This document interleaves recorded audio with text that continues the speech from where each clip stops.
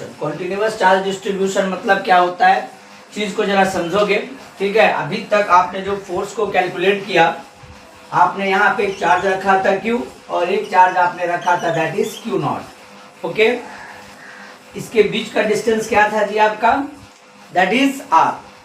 So what is the force between these two charges? F equals to 1 by 4 pi epsilon naught Q naught by R square. Any problem?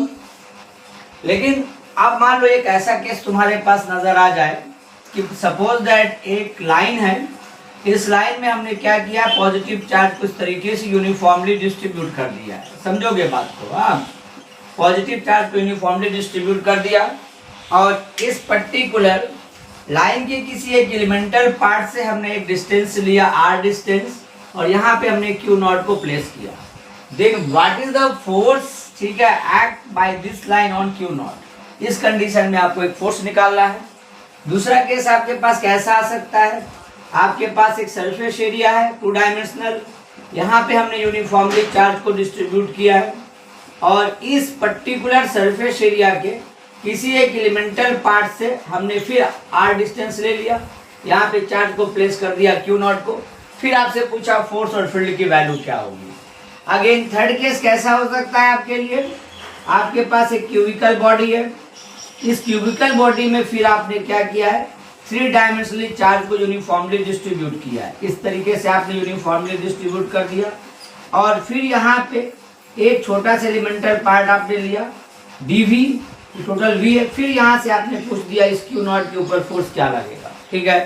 तो ये जो आपने जब charge को इस तरीके से डिस्क्रीट मैनर में 2 जगह पे रखा था, ठीक है, एक चार्ज आपने सोर्स चार्ज को रखा Q और टेस्ट चार्ज को आपने रखा Q0, दोनों के बीच में डिस्टेंस R था। You can easily find out the value of force that is F vector equals to 1 by 4 pi epsilon naught Q0 by R square, R unit vector.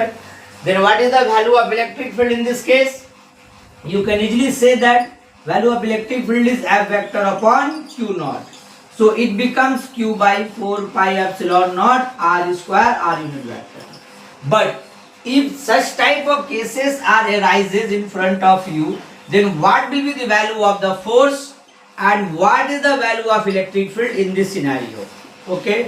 अगर इस टाइप से अगर आपको चार्ज को डिस्ट्रीब्यूट कर दिया जाए, स्टेट सोर्स चार्ज को एक किसी पर्टिकुलर वायर में या किसी पर्टिकुलर सरफेस एरिया में या किसी पर्टिकुलर वैल्यू में हम अगर यूनिफॉर्मली डिस्ट्रीब्यूट कर देते हैं, उस कंडीशन में आप फोर्स और इलेक्ट्रिक फील्ड को किस तरीके से कैलकुलेट करेंगे। आज हम लोग इसी पर्टिकुलर टॉपिक को काफी डिटेल में डिस्कस करेंगे। तो जरा समझिएगा, जब हमने चार्ज को एक लाइन में डिस्ट्रीब्यूट किया था तो वो क्या कहलाएगा, लाइन चार्ज डिस्ट्रीब्यूशन और लीनियर चार्ज डेंसिटी लैम्डा। इसका मतलब इसके लिए क्या डिफाइन होगी, लैम्डा। जब चार्ज को हमने किसी सरफेस पे डिस्ट्रीब्यूट किया तो वो क्या कहलाएगा, सरफेस चार्ज डेंसिटी, ठीक, and that is denoted by sigma. इसके लिए हम लोग क्या यूज करेंगे, सिग्मा, और इसके लिए क्या यूज करेंगे, that is rho, volume charge density. अब तीनों को डिटेल में पढ़ेंगे कि आपकी लीनियर चार्ज डेंसिटी होती क्या है, सरफेस चार्ज डेंसिटी होती क्या है, वॉल्यूम चार्ज डेंसिटी होती क्या है। Is it clear?